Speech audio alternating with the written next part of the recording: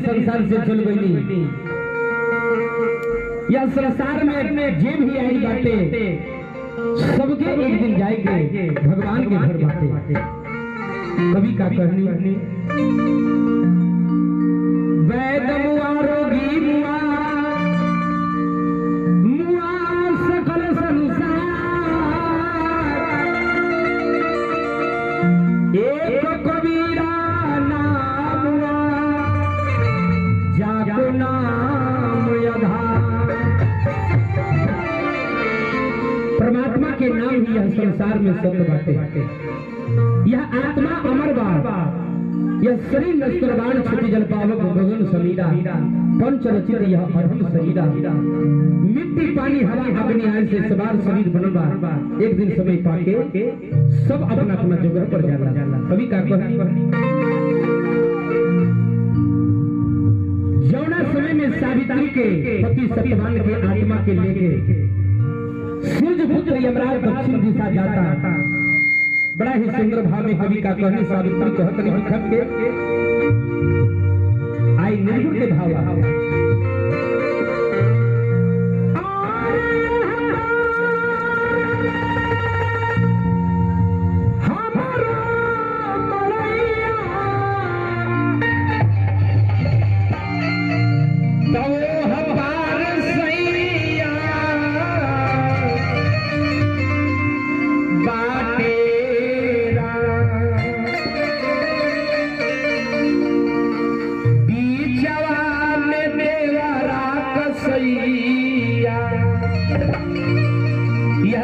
पृथ्वी पाताल और आकाश इ धरती एक माया के बाजार बाटे।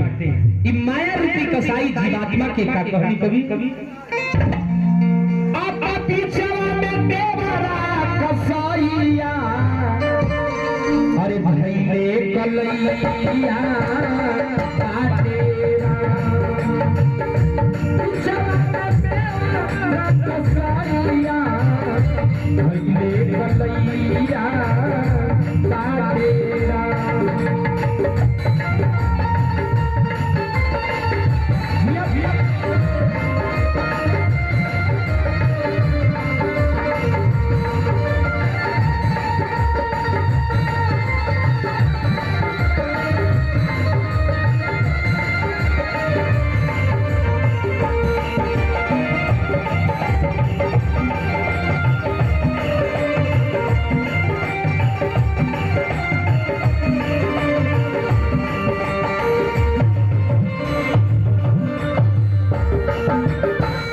सुना सुना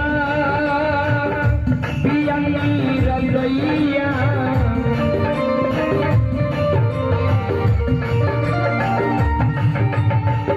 सुना सुना सैयदी रैया किनारा लागी मैया हे जयरा।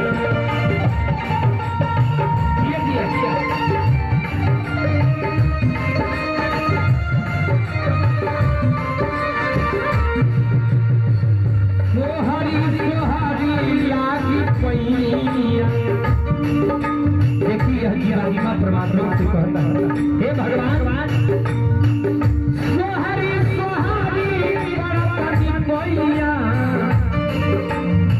अरे हमरो भैया बाटेरा सोहरी सोहारी कोइया हमरो भैया बाटेरा।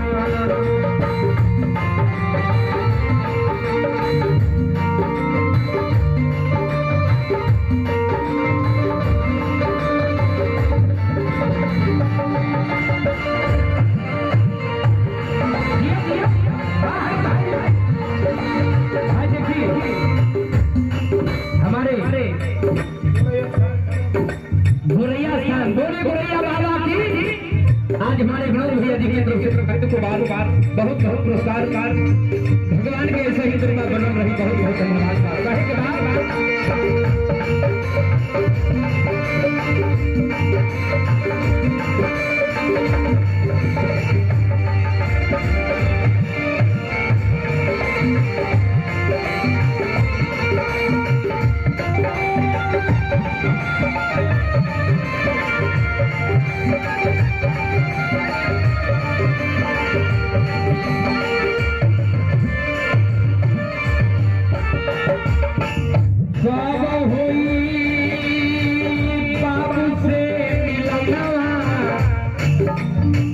देखी समय बलवान होला फिर कभी ऐसे महान आत्मा स्वर्ग बुद्ध बाबू से मुलाकात हुई, मिलन हुई समाज के बीच में, या भगवान की कृपा हुई।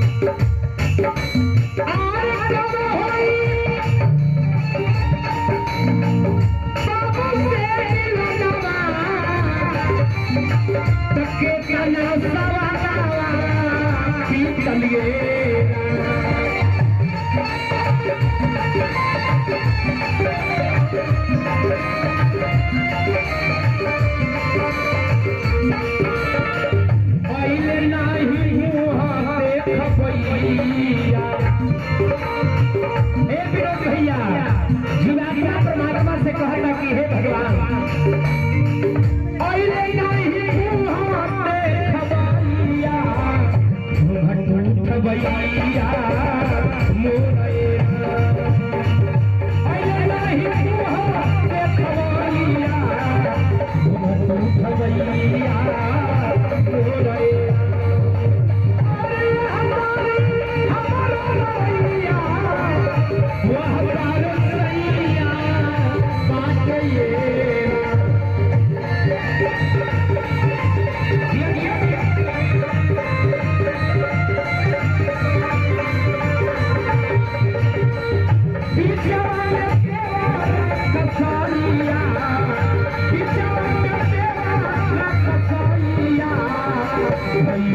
भैया